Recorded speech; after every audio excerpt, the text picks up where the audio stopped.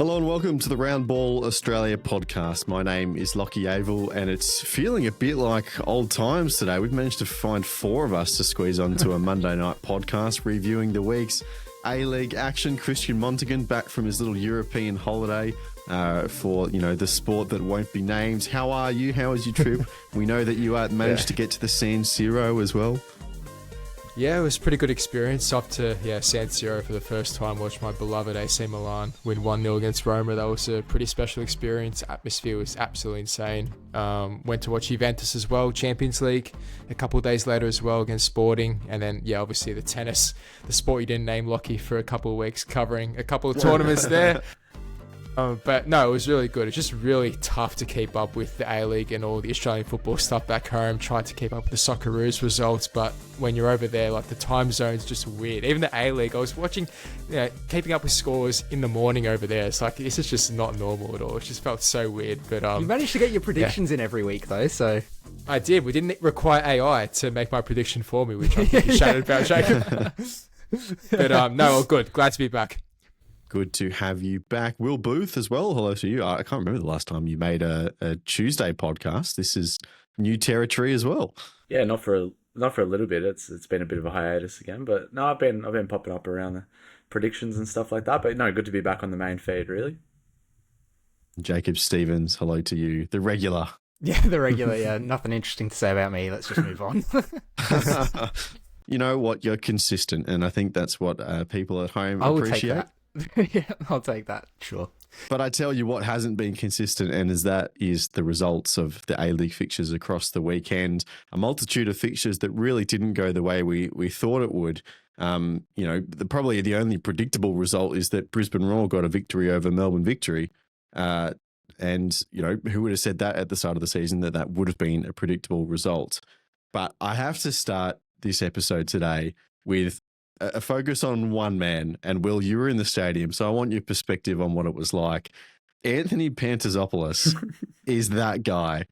We talked about him last week. He was the perfect villain. He played up the game absolutely to a T. He talked the talk in midweek, and then when he got out there on the field on Saturday night, he walked the walk. He was just the perfect villain for that game. There was not a Sydney FC fan in the stadium or probably watching on TV that didn't hate his guts by the time that 90 minutes was over. It was just constantly in spats all the time. He was the long throw for Qual's goal that he managed to stab in as well, his first goal of the season. My personal favourite was like the ankle tap on Devonish Mears as he's trying to bro the, like not even kind of subtle, just full on reaching his hand out and tapping the ankle to block him down. And then obviously the big penalty controversy as well. And man of the match to sum it all up, he was just the perfect villain for that game. It's what we need for an occasion like the Sydney Derby. Oh, 100%. Like he's so hateable, but he wants to be. He loves that he is. And like you said, like there was so many incidents just all around the field. Somewhat, happened at the other end. I was kind of in the corner of one side of Combank there, and so I'd be looking at what's happening in the goal mouth on the other side, and I saw that trip as you mentioned. I was like, oh, somebody's just grabbed Devonish Mears' ankle. Of course, it's Pantazopoulos. As soon as he gets up, I see it's him. There was a Wanderers player that was injured right in front of the Cove, and Pantazopoulos is there standing like off the field, kind of just winding the Cove up, and they're all singing right at him. It was amazing, like stuff you wouldn't even catch on the broadcast as well. And after the game, it continued. After the game, there was he was right in the faces of the Sydney players. So yeah, he had one of the best nights of his life. I think it is fair to say he was everywhere. And as you said, the long throws were causing chaos and causing havoc all game, and that's where Qual's goal came from, as you said. And I think the game was just a story of that. Wanderers capitalised on their moment of havoc, and Sydney really just couldn't break the door down or get anything going. It was a really inconsistent going game. There was Sydney really struggled to kind of build any momentum into this one. So no, Pantazopoulos is exactly the kind of figure you need, and the figure that the Wanderers supporters definitely can get around. Another one of my favourite moments was Pantazopoulos going for one of the long throws in the Sydney technical area, and Ufukale just like planting himself directly in line of where the throw was supposed to go. It's just brilliant banter, and we've called out for it like not even just recently in the build up to these derbies, but just over the last few years, Christian, like we need more characters in the game, especially as the league is getting younger and younger. There's less people willing to be that kind of character because they want to keep their head down and focus on their football. You know, most of the league is under 25 now. And then those players that are older, they've been around so long and it's such a small group, they all know each other, and it's kind of hard in some ways to get that believable kind of hatred because we know they're all mates. We know that they've been together and played at 3 or 4 clubs and there's a very close-knit community there. So to have some characters that are willing to bend the rules a little bit, I think similarly of Steve Corica, the way he speaks, you know, like post-game in press conferences, like he's not afraid to rile people up. And I think that's what we need. And Pantazopoulos created a really interesting atmosphere. Yeah, for sure. I think as well, it's hard to find those characters, right, or enough of them, because we always talk about the lack of, you know, personalities to try and, you know, hype these types of fixtures up. Sometimes people just don't like to be in the spotlight. Sometimes they don't like to put their name out there and, you know, give that sort of banter to the opposition. It might, for them, feel as though it gives the opposition an extra edge, for example, or things like that, where you've got for other personalities where they just thrive on that, right? And I think you even saw throughout from both teams on Saturday night that they just really relish, you know, the atmosphere, the occasion, and that's what you want to try and build this product, try and build this fixture, which has, you know, arguably been top of the list in terms of, you know, fixtures in the A-League for a considerable number of years now, right? I think it's first, and then second is probably way off. I don't know, Melbourne Derby, another fixture, I don't know really off the top of my head, but the Sydney Derby has really, you know, grown leaps and bounds since the very first day. And I think that's what's so special about this, right? You've got 2 sets of supporters, you know, one from the West, you know, one from the other side in Sydney FC, who have been there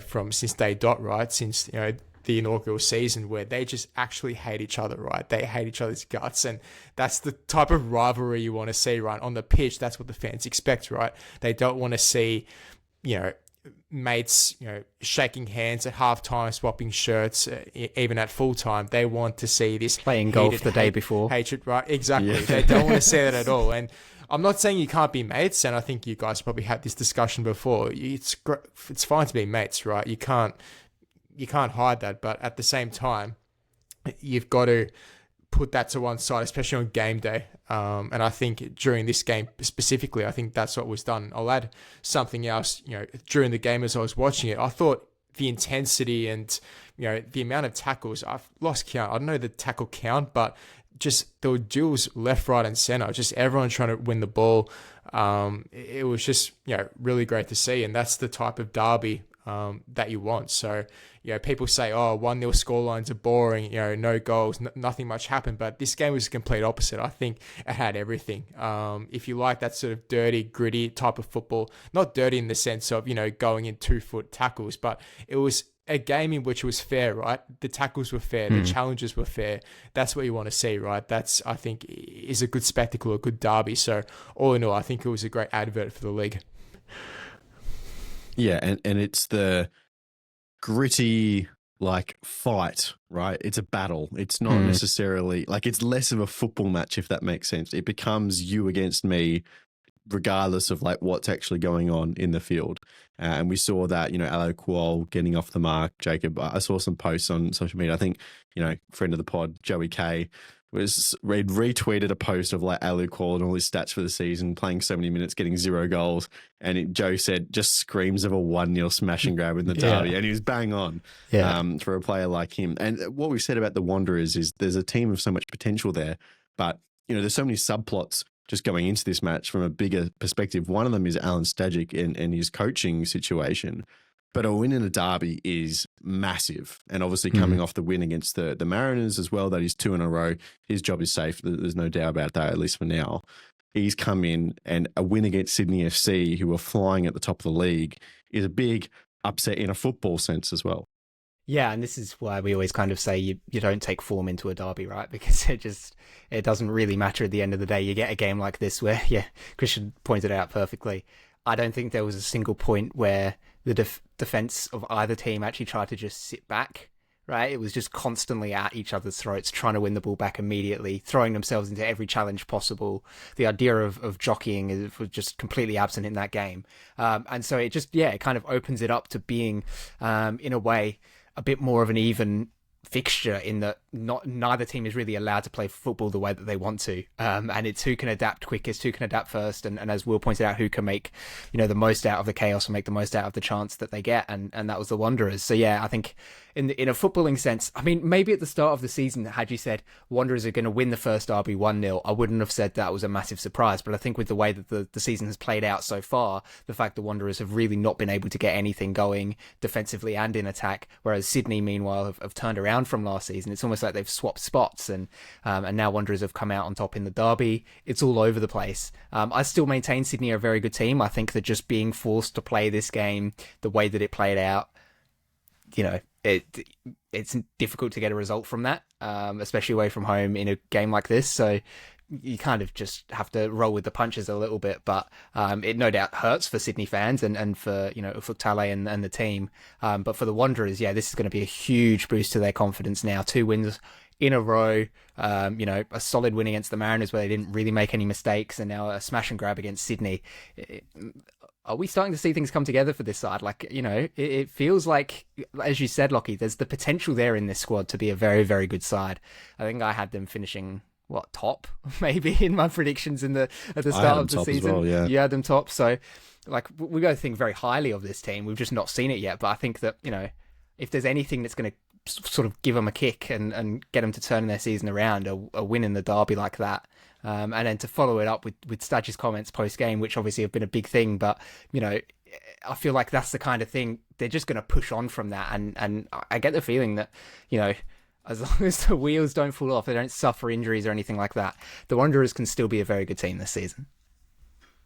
Let's dive in a little bit to his post-game comments then. So Staj said before the game, and he reiterated after as well, that not only is, the Sydney derby, as you suggested, Christian, is the biggest game of the A-League, at least in the regular season for sure. Stajcic reckons that it is the event of the Australian sporting calendar, and he truly believes that in terms of the spectacle and the atmosphere and the entertainment, right? And it doesn't necessarily get reflected in terms of how many people are showing up and how many people are watching. Now, regardless of whether the pure number is what makes it the event of the sporting calendar, you can make up your own mind. But, Will, the press conference kind of got taken in this direction. It feels like we get one of these from like a coach every 6 months. It's like this monologue about the state of the game and how we treat each other and how, the media cover the game, how the different factions inside football deal with each other. And I don't know, I'm interested in people's individual perspectives on what they made of it, because it felt like a rallying of arms. There wasn't like a particular watershed moment in terms of what's happening in the league. It was just a direction that Stajcic chose that he wanted to go down. Yeah, exactly. It kind of seemed like he had pre-prepared it a little bit. It didn't really come from anything, as you said. Like, usually this is spurred on by a big moment happening in the league and a moment of division or controversy or something like that. And I think it was just Stadge riding high off a win, and the adrenaline was pumping, and he thought he'd speak while he was feeling pretty good about himself. But yeah, no, a lot of kind of what he said is in the right direction for everyone. And I don't know, it's as you were alluding to, the biggest sporting event on the Australian calendar is. It feels like that if you're there. It kind of feels like that. I go to a lot of varying sporting events, like that derby, and I was saying to my partner who I went with, the derby, there's a third of the total crowd, as you mentioned, Lachie. I don't think it's about that crowd number. It's about anything like that, but it just feels so electric compared to 60,000 at the SCG or for a Swans game and things like that. Like, I love all of it. I can appreciate all of it. I love the cricket. I went to the New Year's Test started this year against Pakistan. Those don't feel like the Sydney derby feels. And sure, you can talk about the numbers and things like that, but I think he's onto something there, because there's no other moment in our every year sporting calendar apart from you get your World Cups and moments like that, but there's nothing that does compare to this fixture. But yeah, in terms of the media stuff, you can let it onto the put it onto the other guys to weigh in. I didn't watch too much of the press conference, just like a little snippet of what you guys were showing. But yeah, in terms of the derby itself, yeah, I don't think there's anything like it. It's funny, Christian, because like the lines almost prompted a moment of self-reflection for us, right? We're thinking, oh, it's, Staj is talking about all, and he wasn't singling out anyone particularly. He literally said everyone, all the stakeholders involved in the game have a duty to, be champions of the game and present it in a positive light. And that doesn't mean not talking about the issues, right? It just means not, delving on them for longer than is necessary and trying to promote and be custodians of the game. And look, we think we've done a good job of that. And obviously we talk about the issues in the game as well, which we have to do. Is there because obviously there's a line between being positive and being PR, and the A-leagues, especially doing their own media, have found that line hard to tread as well. What were your impressions of the comments? Yeah, honestly, I thought he spoke really well. You can tell it was burning inside of him for a long time now, and he just wanted to get off his chest, and he thought that was the right time to do it after a derby win, and off the back of what he said about that fixture being, the best game in Australian sport, essentially, right? And he thought, okay, I'm going to use this opportunity to say what I think, and he's bang on, he's spot on. In terms of the media, to start with, like, we know when it comes to football, it's been, a lot of negative talk, and we were having this discussion in our WhatsApp group chat yesterday and a bit today as well, how, what are the reasons behind that? Well, negative stories in terms, like, look at Murdoch Media, for example, right? I think Staj said in his presser as well, you get about 5 to 8 pages in the newspaper with, NRL content, and then, back here in Melbourne, as we know, Lachie, it's like he said, Stage about 20 pages in the newspaper at AFL, and it's very hard for football here to get a slice of that pie. And the only way to get a slice is if it's negative content. And a lot of it in Melbourne over the past years has been, Melbourne Victory supporters lit up flares, this and that. Negative stories like that, which take the headlines. I think that's what Stage was referring to there in terms of the media. How that changes, of course, we've got a responsibility as well, being media. And as you said, Lockie, I think we do a fair job of being balanced, because, Stage wouldn't want us to deflect away from the negative stuff. He wants us to cover, the problems in the game and how do we find solutions. But he's coming from the perspective of it can't all be negative. And, I completely agree. Whether that changes or not in the future, obviously time will tell. But he also alluded to, inside our own four walls of, our federation, Football Show, the APL, of not being united, not being on the same page, fighting within each other. We have to accept that we've got a great product on our hands, right? We've got something to hold on, to cling on to. It's just that we always internally we're fighting somehow, whether it's, the APL or the FA not being on the same page, if it's just putting our own product down. And it feels as though that's just so an easy thing to avoid. But in past years, it's just been one thing after the other. It feels like we're trying to chase these other codes, whereas we should be trying to just follow our own brand, follow our own path, follow our own products, right? Because we've got something special to build on. Don't worry about anyone else. Don't worry about AFL. Don't worry about NRL. We've got, something to grow on. Of course, there's going to be improvements that have to be made. Stage, said that as well. It's not perfect. There's room to grow, of course, but I think, what he said in that press conference is really good. And I think it sheds a light as well, obviously, again, on the media and their responsibility. And, they've got more responsibility than I think they realize at times. I thought it was well said. Jacob, you're fondly referred to sometimes on this podcast as the pessimist of the group. And usually that is particularly when we talk about Adelaide United. So I feel like we do push that to the extreme sometimes, but let me push something to you as maybe the optimist and presenting that positive angle, is that I believe at some point Australian football has all the fundamentals to be the biggest sport in Australia in terms of, you have youth participation, you have more people are interested in soccer as a sport in terms of worldwide appeal than anything else. And in Australia, I can't imagine those numbers are different in terms of people actually loving the sport. Now, loving the A-League is a very different story altogether. We understand that. But I believe there is a moment possibly in our lifetimes where that could flip. And there was a story that was released last week sometime, and you have to take this with a grain of salt as well. There were some anonymous sources at DAZN talking about obviously the new owners of Foxtel and the very large amount of money that they're paying for the AFL broadcast rights, for the return of how much new market are you getting, how many new subscribers are you generating, right? And you have to consider that these kinds of quotes and sources leak with a certain intention at mind, right? So we can't read too much into it. But there is a world where, if we have an owner who now has the AFL broadcast rights, who we know as DAZN have a big interest in football, as in soccer around the world, and then potentially Stan, are they going to, expand their football offering with the Champions League, with the Premier League as well, plus Paramount? All of a sudden you have three very competitive buyers, potentially for an A-League rights deal that, barring, a potential new just little 2-year extension for Paramount over the next 2 seasons, is up for grabs within a 3-year window. Right. So potentially that could be some changing in the side. And we know a lot of the finances are driven by the broadcast deal. Yeah. So that's my optimistic outlook. Look, I think there's definitely, I agree with you. Like, there is no reason why football can't be the biggest sport in this country. And look, I will be negative about teams' performances and things like that, especially teams I support. Arsenal and England don't escape it either. They cop it all the time, but I still love football. I think it's the best sport on earth. And I think that what it has compared to every other sport is so unique, and Will touched on it perfectly. You can make a small crowd feel massive. It can make an occasion feel so much bigger than it realistically is. And you just want that. You want to be a part of that. You want to experience it. And I think that's what makes the game so special. And so, I don't see any reason why. Well, I do see reasons why, but there is still the possibility that it can be the biggest sport in this country. But no, the idea of broadcast deals and things is very interesting. That article was quite it was very, very interestingly worded, wasn't it?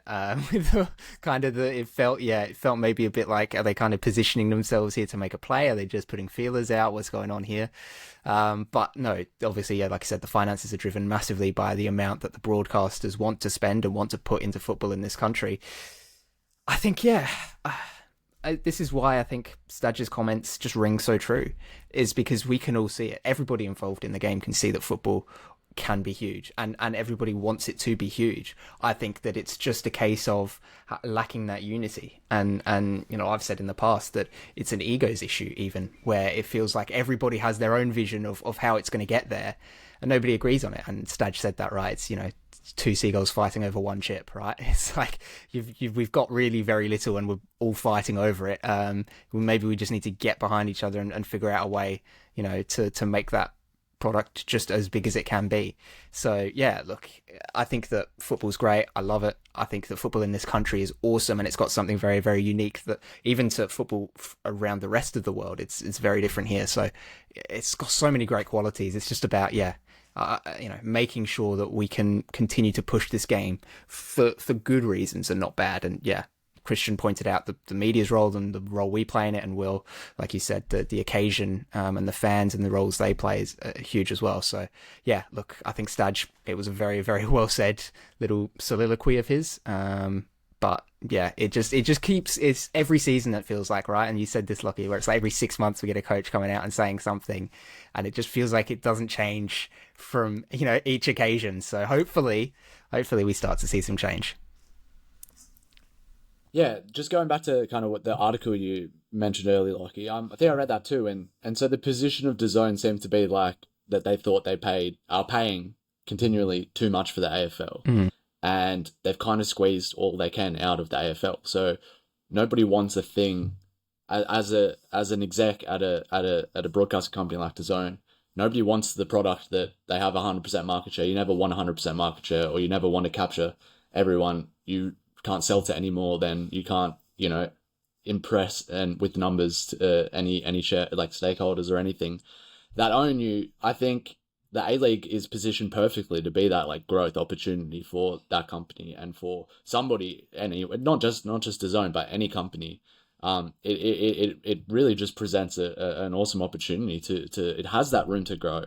It is a global product that has the benefits of that the NRL does that the AFL does. I was listening to a podcast not long ago with Mark Howard, and he works on the AFL and the cricket, and he was talking about the differences between the tribalism you get in the AFL, and that's its strong suit, and the global side of cricket. So going to the IPL, I think he was commentating there, and you see that it's a global game, really. You can feel it.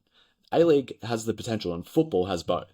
I think it has just such a perfect opportunity to capture that massive football audience. And I've said it a lot, Lachie, like you mentioned, the highest participation rates are always. The highest interest rates are 100%. We can see that in the World Cup moments. We can see that in what's happened in this country and how united it is in a World Cup run, the Matildas run, anything like that. Like, it has the potential is absolutely there. And I think that a company like DAZN can recognize that and is required for that to happen, because we need everyone to be pulling in the same direction, which goes back to what Staj said about two seagulls in one chip. Like, everybody is pulling in different directions as it stands. But yeah, if everyone is united in that way, and we've got the backing of a broadcaster who wants to, make revenue out of it, that's fine, squeeze the money out of it, but it has that growth potential there. And I think it is really exciting, as you say, Lachie. It definitely has its place as the biggest sport in Australia in the future. Yeah, and that's what I'm saying with the building blocks, right? You pointed out the differences beautifully. It has that growth potential. It has the fundamental interest in the sport and the worldwide appeal. All the building blocks are there. If you get the same level of broadcast commitment, general media coverage to every other sport, football will win out every single time, Christian. Yeah, for sure. I was going to piggyback off one of your points, Lachie, you made at the start, how you said you can see football being, the biggest career in this country, some point down the line. And whilst personally, I can't see it, but at the same time, does it need to be to succeed? I think that's also the problem. It doesn't have to be to succeed, because, and I think the ceiling is high. Yeah, I agree. And I think that's the problem though within just our code in general. It's like we try and follow these other codes and say, oh, they've got, this attendance and we're down here. And it's like, it kind of diminishes us a bit. It's like the gap, we think the gap is so big, but that's why I'm saying we've got to focus on our own product, because what we've got at the moment, it's great. It's just that I think we're trying to compare ourselves to other codes around us who are much bigger. You got AFL, for example, 150 odd years of history. That's very hard to erase and try and flip that for football to be the biggest code in Australia. So even if it doesn't happen in the future, that doesn't mean that we're a failure or football can't succeed. It can still succeed. I think that's what we have to remember as well, right, at the end of the day. Yeah, we have to, we aim high, we want it. We're saying it doesn't have to be to succeed 100%, doesn't have to be the number one sport. But I think we have to be realistic with the journey along the way and enjoy where the product is at all times. Enjoy this crowd, and celebrate the Sydney Derby, celebrate everything that happens in this league. But you can still absolutely aim for the top. And when we, if it comes to that end point, then yeah, celebrate. You have to be realistic and enjoy the journey. Like it's with same with everything. You got to enjoy it. It's not about the destination. If you're enjoying it now, it's the friends we made along the way. But no, it's the true. podcast we started along the way. But yeah, it'll get there. Christian is now flipped with Jacob, and is now, look what you did in the Slack today, Lachie. Now Christian's then pessimist. He takes one holiday to Europe and comes back cynical. It just maybe it's the common theme is Europe doing it too. Yeah. The final point I want to make, and Christian, you talk about the history of the AFL and having 150 years of history. Obviously, football as a sport has a longer history of that. But when you talk about dominance in the modern sporting world, it comes from your power, it comes from your money, it comes from your commercial ability, which in a 21st century environment is on the back of broadcast deals. Now, the deal that the AFL did, and I think it was 2001, which was the first major, broadcast deal for the AFL that brought in 500 million or something like that. That is only the timeline of 25 years, right? And if we're saying that potentially, higher ups at DAZN are pointing at the fact that this is the top level of the AFL, we're paying a lot of money for it with not a whole room for growth. That's why the AFL went to China in the past, right? Is because they want to expand their international reach, because they are very aware that their market caps out at just under 30 million in terms of active people that are interested in the game, and they don't even have all of that. So football's potential is massive, and I guess to bring this full circle, that is why we're here. We're trying to push forward the game, trying to celebrate the game. So in that spirit, let's continue on. I didn't quite expect that conversation to go as long, but it's good when we get a tangent that we all feel so passionate about. One of the best things about the A-League, undeniably, Jacob, is that the league is so even and so hard to predict. Yeah. We saw a raft of results across the weekend, as I said off the top of the show, that no one could have predicted. You know, Perth Glory winning not just a game, not just 2 games in a row, but also away from home against a MacArthur team that have looked pretty resilient. Newcastle Jets becoming just the 3rd team to beat Auckland in Auckland, which is a remarkable statistic, especially off the back of all their losses in recent times. We've talked about the Wanderers getting one up over Sydney. The Mariners even got a point against City, the reigning champions, and Wellington beating Adelaide as well, albeit at home. There were shots flying in from all kinds of different angles in that game. The league is just so utterly unpredictable. It's kind of funny, actually, because in the predictions game, I was saying I can see a clear winner in each of these fixtures.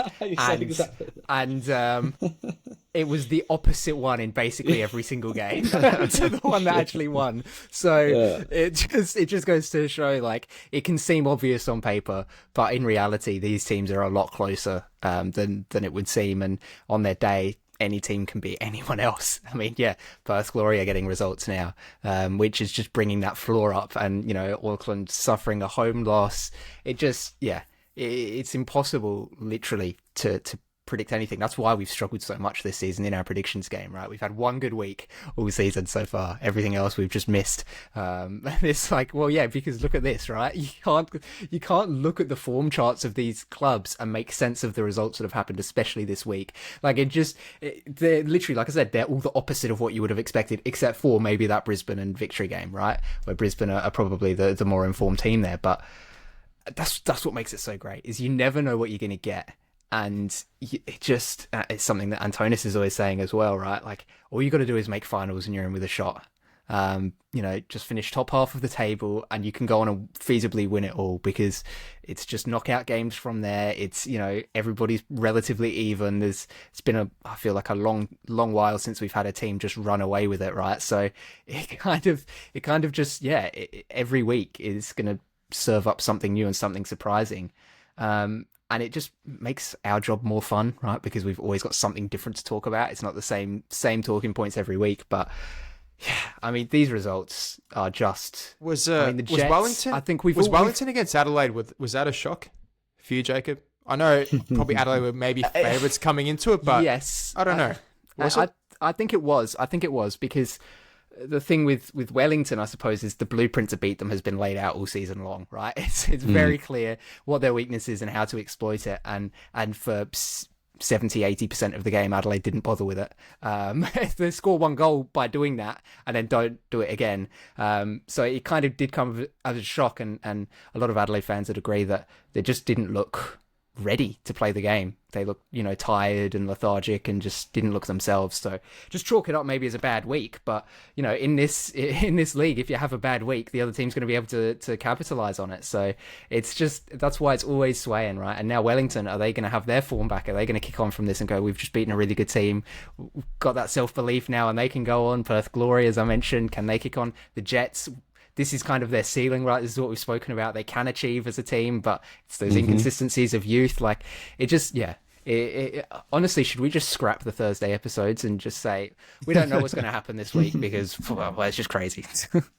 It is just crazy. I wonder if one factor, we always talk, especially when we're doing our season predictions at the start of a campaign, about the factor of Asia and what playing in those competitions impacts your A-League season.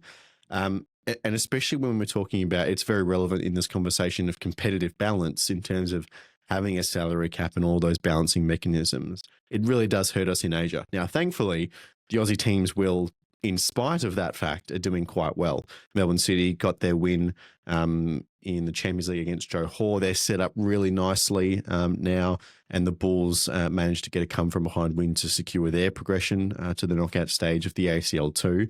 But we saw them both drop points on the weekend. So I think it works both ways. You know, it kind of, the fact that we have such a competitive league hurts you in Asia, and this is all part of the structural reform that we do talk about at times, but playing in Asia also hurts you in the league, and I feel like we are seeing that, especially in this weekend. Yeah, I mean that's why the Mariners' treble winning season was such an anomaly, because they did do both, and every other point that one just defied all odds, because at every other point where this has happened, that the teams suffer absolutely. We don't have big enough squads to compete with teams in Asia, so when they go over and travel, City and MacArthur getting results here, that's great, but a lot of the time we don't have the squads to compete. Then you come back and you're buggered for the league, and then the standard of the league drops off, is exactly what you're saying, Lachie. Then teams, end up all over their place and miss out on finals after they've had a good Asian run the last year. It's just how the nature of it works, really. But yeah, like, I don't know. It's, what do you do? The league has to do more. You're already floating with the idea, Lockie, that scheduling needs to improve, and maybe it needs to be looked at for the upcoming like knockouts, when City and MacArthur make it through deeper into the competitions. They're going to have to reshuffle some games around, and the league needs to do more. And we've said this year. I remember when we were saying this when the Mariners were going pretty crazy in Asia as well. But yeah, I think it's on the league to kind of do more and really, yeah, just be hospitable to these teams and really just give the best crack. Because, I mean, Mr. Coefficient, what do you think? That's kind of what it's all about, right? Is just letting these teams succeed, in that continental stage. Yeah, and it is worth noting they do things. Like, obviously, the Bulls couldn't play on anything other than a Sunday unless they wanted to do another Monday night game. And that's why it's 6 as well. Yeah. 6 p.m. Exactly. And when Melbourne City play their last 2 league matches, they actually don't play an A-League fixture in between them next year. So they have that weekend off. So the league do things here and there. And it is, I agree, in their responsibility and in their best interests as well, by the way, to ensure that these teams have a good crack at the competition. But also, Christian, this is part of the privilege of success. Being a good team, winning trophies, is that you qualify for these competitions. And not only is it prestige now, but there is money on the line. So this is, as much as we want to talk about the struggles of it, this is what being a successful football club is. Exactly, and it goes down to depth as well, right? You need the depth to be able to compete in multiple competitions, and that's been the problem for Australian clubs to be able to compete in Asia. We saw the Mariners last season, the amount of players they lost, which we knew was inevitable, right? As soon as they won that championship, you said it, Lockie, as well. You called it. You said, I'm not too sure about the Mariners this season because of, the turnover. And it's just the sad reality, I guess, of, A-League clubs and smaller clubs of, the Mariners compared to Sydney and the Victory, the Wanderers. They can sort of get away with it a bit more. But, I mean, I think City are going to be okay. I think, yes, obviously they drop points against the Mariners, albeit away from home, but I think they'll be okay.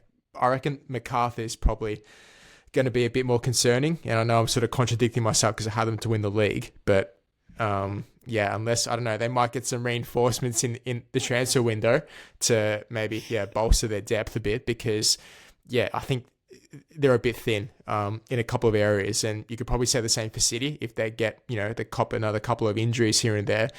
We saw last season without Max Caputo for a certain period of time, for example, they were still able to manage and pick up points here and there. I think that's City's advantage, right, where they can sort of weather the storm a bit better than MacArthur.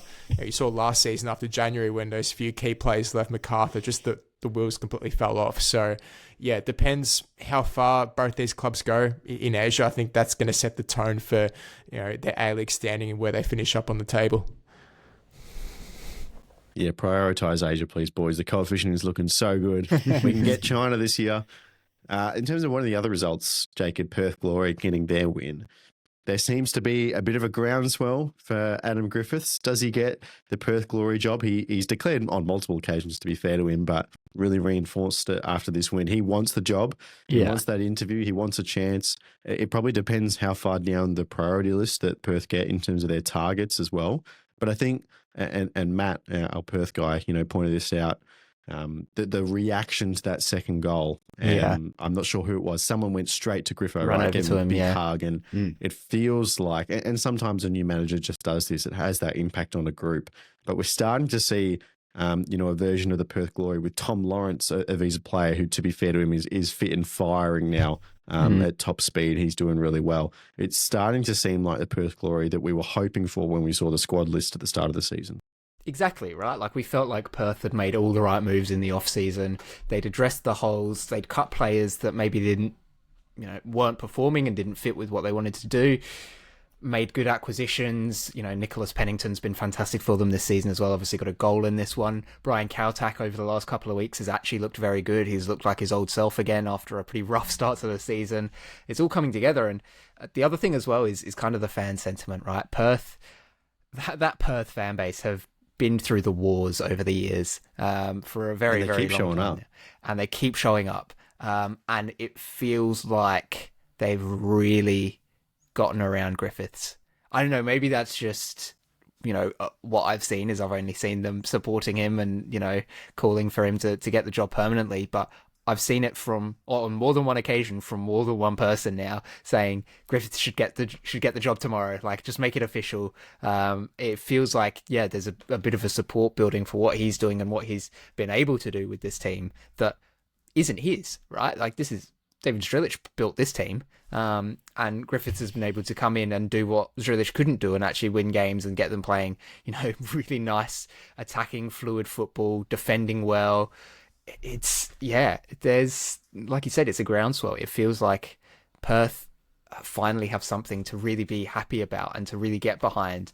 They've stuck with their team through thick and thin, and now that it's starting to come good, it feels like it could just keep building and keep building. And it's not just, their young players that are performing, it's their veteran players that are performing. It's, they've got a really good balance to the squad. They play good football. It just, everything seems right at the moment. It's interesting that they actually came up against MacArthur, because I think kind of on paper you compare the two, they feel kind of similar in a way, where they've both made smart acquisitions of A-League quality players who have experience, and then they're kind of supporting that with some young talent who's really exciting and is starting to make their breakthroughs. And, the fact that we're getting these two matched up against each other, Perth get that result, it feels like they're onto something now. It could just be, the fact that this league is so topsy-turvy that it was going to happen eventually. But it does feel like over the last few weeks since Griffiths has been in charge, that Perth are really starting to turn a corner now with the way they're playing their football and the results they're getting. And even when they're not getting results, still the way they're playing, their mentality and the look they have on the pitch. They look dejected, after a couple of rounds to start the season. But they've turned that around now, the players, and they're clearly very passionate about getting results. So I don't know, maybe something good is going on there in Perth, and we could have a proper, good team on our hands. A bit like has happened with Brisbane this season, right, where they've kind of turned it around after last season. It's just, it's interesting to see it in real time, right? Brisbane's all happened over the off season, and suddenly they come into the season and they're amazing. Perth, we're getting to actually witness that transformation. There's definitely something to be excited about there. Michael Valkanis had a funny quote in his press conference as well, talking about Alexander the Great and, showing up with his Persian army and saying, oh, what, we're going to money pitch. We're not going to war today. No, we're going to battle. As a kind of simile for how he talks to his Brisbane Roar players about, again, what must be said was a pretty horrible Suncorp Stadium pitch, Christian. The Roar got the win. It was an extremely frustrating night for Arthur Dillis and Melbourne Victory as well.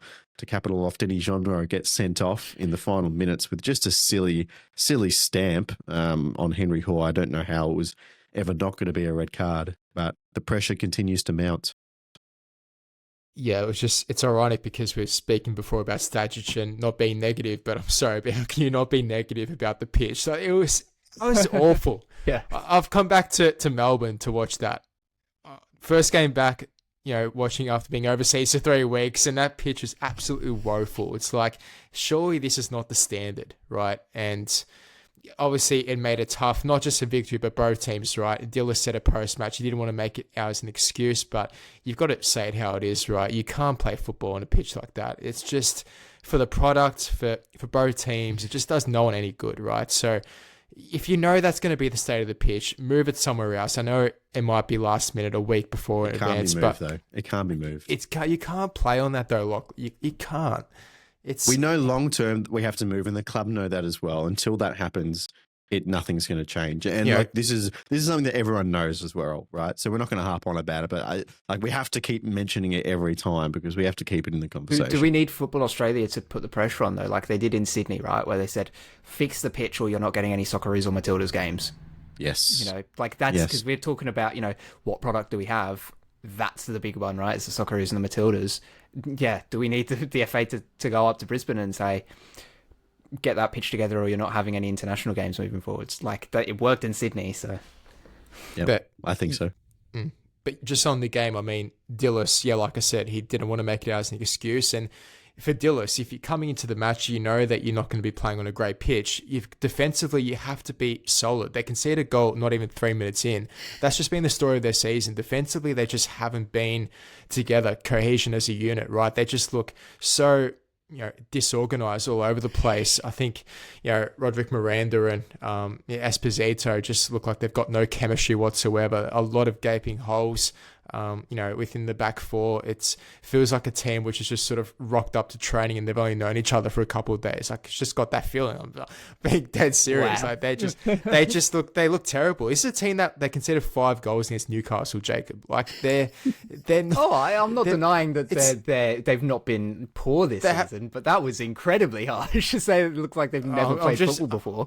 I'm just trying to put a negative spin on it, Jacob. Come on. But I don't know. It's just compared to last season when it felt as though Dillis had a real grip hold of this team and you saw that identity to complete 180 and you just think, wow, like, I don't know, has he lost the dressing room? Something has happened? Because I know a few players have left, a few key players as well, but defensively as well, you've just got to have the mindset of, okay, boys, first 45 minutes, we're going to keep it compact, going to keep it tight, because you go 1-2-0 down, you stay in the obvious. It's going to be very difficult to play your style and brand of football, progress the ball up the pitch and score goals, in the state of that pitch it was. So, a lot of problems there. I'll be surprised if Dillis lasts even a couple more weeks if he doesn't get results. I mean, if he loses the next 1 or 2 games, what are the fixtures?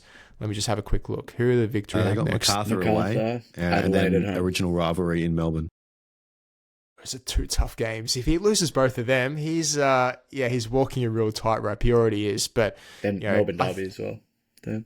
Yeah, the Christmas derby too. That's three massive fixtures. So he's definitely feeling the pressure, and it's up to the players as well to respond and to stand up. Jean Rowe, you mentioned, just absolute brain fade. Was nowhere near the ball, and that stamp was a clear straight red card, no questions about it. Will that be a 2-game ban or a 1-game ban? I think it could be 2 or 3. Yeah, 2. So even then, just putting your team under even more pressure when it was even necessary. Just a player who is obviously really frustrated about the results over the past weeks, things not going their way, and that's what happens, right? You get moments of stupidity.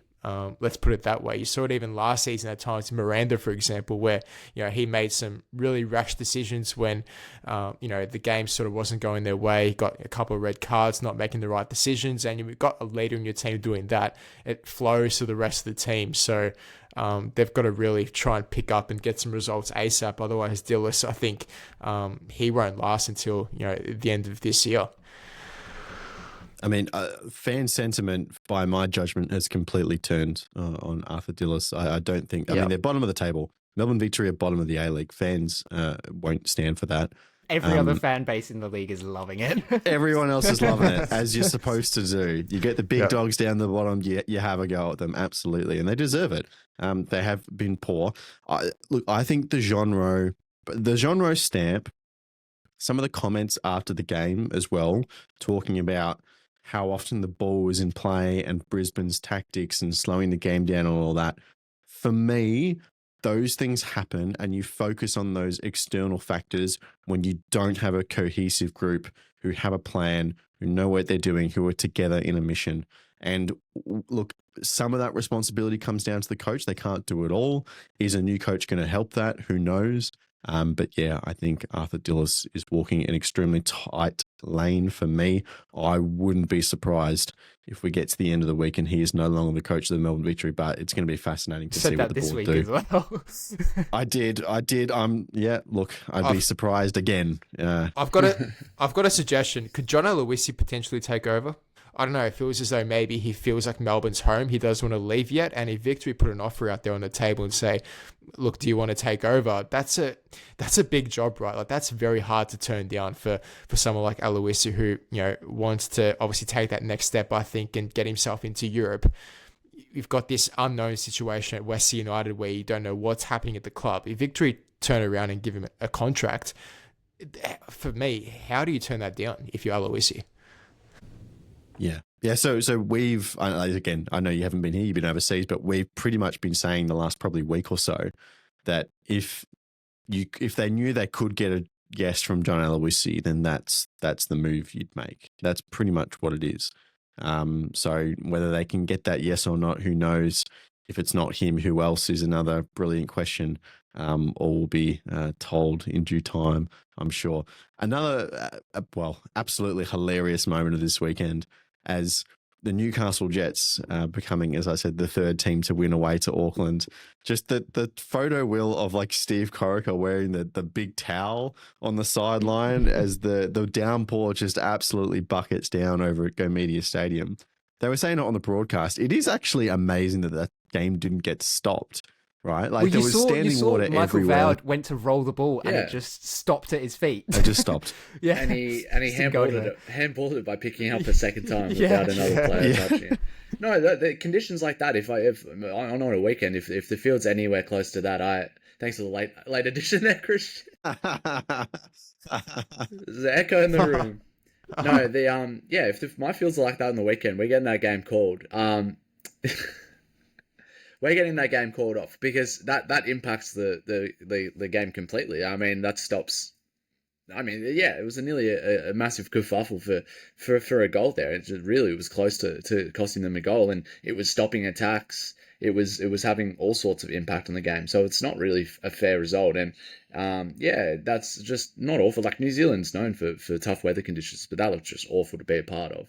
And yeah, as soon as the ball's doing that for a keeper, it's awful, unpredictable. It's dangerous to players. I mean, that's the number one thing why those games are called off, because it is dangerous. Everyone is sliding around. You can't get a footing. Studs are going flying, incidentally, but. So a bit bizarre that did actually stay on, and a bit bizarre also that this Jets team are the team that gets that third win against a pretty good Auckland side. And I think, much in the way that I was going to chime in and say, I think the pitch stopped Victory from losing by 3 or more goals. I think the pitch stopped and the conditions stopped Auckland from having really any chance to come back in this one, just because of how the goals played out. Jets took advantage while conditions were favourable, and Auckland looked good. And 70 minutes onwards, they had plenty of time theoretically left in the game, but it was just unplayable at that stage. So understandable that Auckland fans would be a bit perturbed with that one. Yeah, and for what it's worth, I don't see this as a cause for concern for Auckland at all. I mean, the way they conceded the second goal was just complete bad luck. Like the ball just spits out to Lachie Rose in front of the goal he's going to score. And they had really good chances. I think Randall and Brooke both had really good chances in the first half. And like you said, the conditions kind of ruled out any really good opportunities late. So I think it's just emblematic of what we've said the last couple of weeks, is that last year Auckland were an amazing league-winning team, and now they're a great team. They're just a good, solid A-League team, and they succumb occasionally to the football gods like ordinary souls like the rest of the 11 teams in the A-League. So occasionally you are going to cop results like that. One other final bit of news from an A-League perspective, Jacob, that I want to get your take on, where there is a departure that has been confirmed from Adelaide United Football Club. Ernest Faber. Now, he has been at the centre. If you've seen our video on the Ramble Australia YouTube, why Adelaide United is at war with itself, that video tells the story of the internal battle between Faber and Carl Viet towards the second, well, mainly the whole last season, right? And goes to explain, a bunch of former players came out and made statements in the media about it as well. And I closed that video by saying that Adelaide United have a decision to make. They represent themselves as the People's Club. The People's Club hadn't treated some of their people very well last year. And now it seems, I don't know, that maybe one side of that path has been crossed out. Ernest Faber is going to go to the Eredivisie and be, first of all, the head coach of Heracles, which is Aiden Krustic's team, and then transition into a technical role. But this feels like a little bit of a shift in terms of the direction of Adelaide United as a club as well. It's very strange because it's come, and this isn't the only backroom change that has been made at the club either this season. I mean, in pre-season, Marius Zanin, who's been the head of football, he during pre-season, Adelaide were playing against Victory and Mildura, and just a little. There's no announcement made about it, but there was a tweet. I think it was Robbie Cornthwaite put it out saying that Marius's role had changed from being head of football to being head of football for the women's and youth team, so not for the men's team. Nobody announced as taking his job there. A lot of us just kind of assumed Faber was probably going to pick that up, right, and step into that role, technical director and head of football for the men's team. Sure, why not? But nothing was really heard about it. And then at the same time as Faber is now confirmed to be leaving to go back to the Netherlands for a head coaching gig with Heracles, Marius is completely gone from the club, full stop. And still no announcement of who's taking either of those roles. So it's kind of,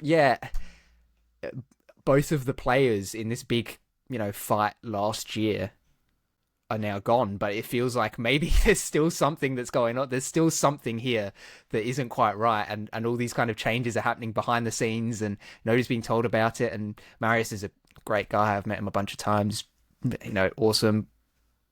Ernest, I even have a lot of respect for as well. I know that he, maybe did some things that crossed the line last season, but I think he's, a very smart footballing man. And it's weird as well because he's been at every press conference this season at home, right? And he's sat at the back and he's introduced himself to all of us every time. And it didn't feel like anything was up, right? It didn't feel like anything was going to change. And now all of a sudden he's out the club. Marius is out the club. It feels like a complete reset, right? Basically a brand new coaching staff this season as well. Obviously, Andrioli coming in, but Colvier out. His assistant Travis Dodd left as well. So now Andrioli has brought in former women's coach Adrian Stenter in as his assistant. So it's just like, it feels like it's been a complete reset. And I don't know if maybe those were the last two pieces to fall, right? Those were the last two holdovers from that previous kind of era of the club from about 2020 onwards. But yeah, there'll be more to come out, I'm sure, about this. Obviously, they need to announce who's going to be taking up those roles because it's going to be difficult to run a club without, somebody there to sign the contracts and, and make sure that players know what they're doing and who's being signed and stuff. But it's all been very, very bizarre and very secretive almost. And it came out of absolutely nowhere. Like I said, it wasn't even a inkling of a rumor that something was up. It just all of a sudden was Faber's gone, and it's like, oh, okay, well, sure, where did that come from? But no, it's going to be interesting to see how they deal with it and how they move forwards from this. And finally, for today, of course, the Australian Championship semi-finals were off on the weekend. We're building towards the final, which has been confirmed for Olympic Village on the weekend coming up. South Melbourne versus Marconi. There was a wonderful bit of symmetry in this game to the history of Australian football, Will. Manny Agwek comes off the bench for South Melbourne and his first touch is a set piece falling to the far post to knock it in for a 1-0 win in an Australian national final. A little while ago, a bloke by the name of John Anastasiadis did the same thing for South Melbourne to win an NSL grand final. For good old Ange Postecoglou back when he was managing South, coming off the bench, first touch, far post at a set-piece goal to win the game 1-0.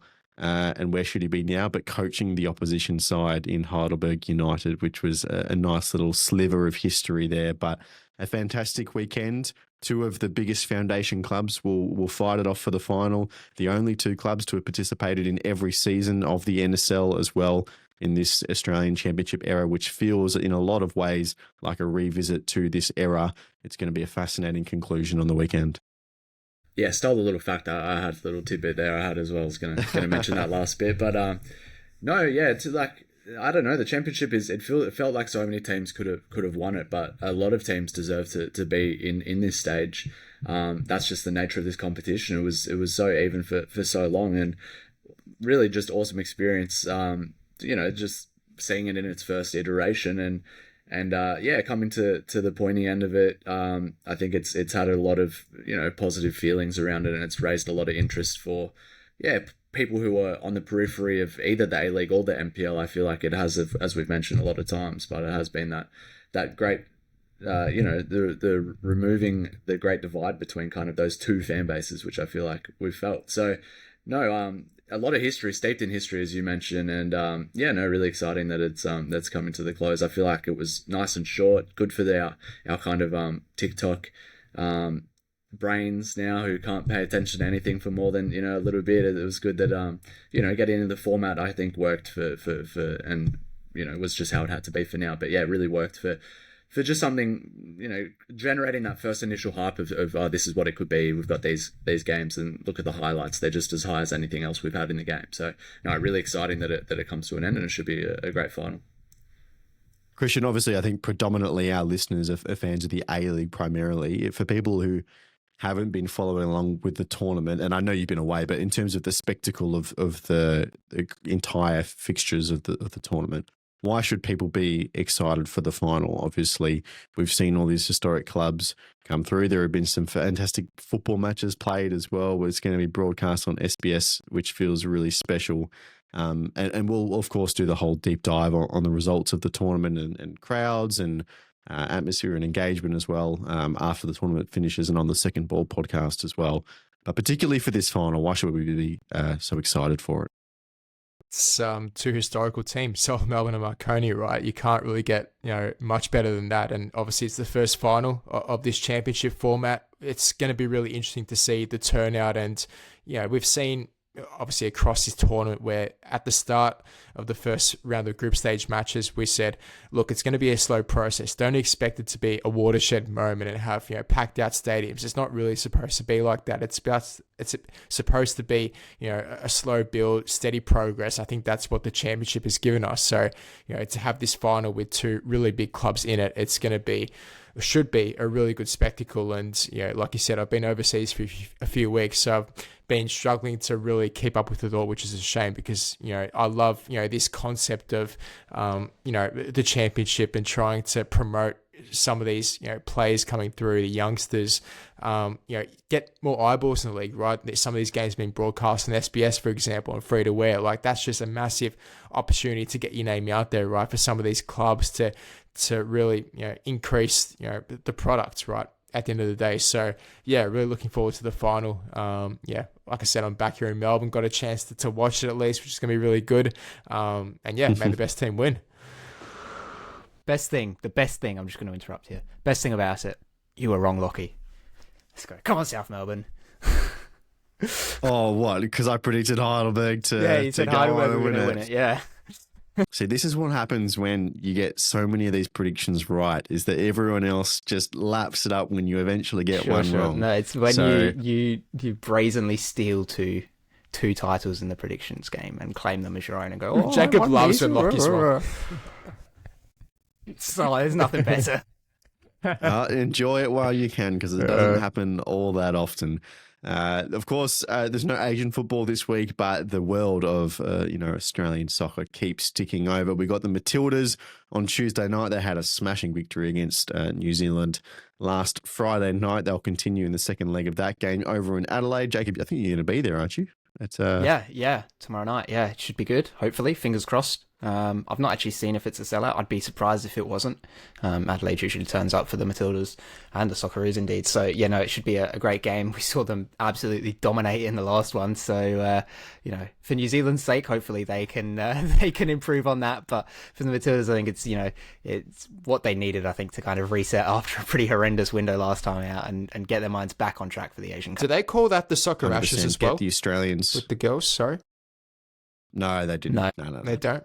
Not the soccer ashes. I guess it's just the history is with the men's teams, but the rivalry is obviously there, and a lot of New Zealand players play in the A-Leagues, so people that the fans will be familiar with. But yeah, I hope the Matildas can continue going strong. Obviously, build that momentum back in terms of the support. Their final game, this will be until the Asian Cup squad is announced. A few warm-ups before the tournament starts in March, but we're really down to crunch time now. Of course, the FIFA World Cup draw is happening on Saturday morning. I believe 4 a.m. is the official start time on the east coast of Australia. It's party time over there, so we'll see who the Socceroos are playing at the World Cup. But we'll be back on Friday to give you a little bit more of a preview towards that Australian Championship final. Of course, what do we got? The next round of the A-League as well. Check out the Dougcast for a little bit more Matildas and analysis. World Cup draw. Christian, back to normal programming of just not listening to what I'm saying. Ignoring what everyone's just said. Sorry, It's good to have you back. And the internet issues. I don't know how I'm going to edit this, but Christian's been about 20 seconds late on all of his comments for the last 20 minutes of this podcast, which makes my job fun, and then just keeps going. Anyway, that'll do for this episode of the Round Ball Australia podcast. We appreciate your company. Christian, Will, Jacob, thank you. I'm not going to bother going to you individually because that might take another 5 minutes, but we'll see you back on Friday morning. Appreciate your company at home. We'll see you then. Goodbye.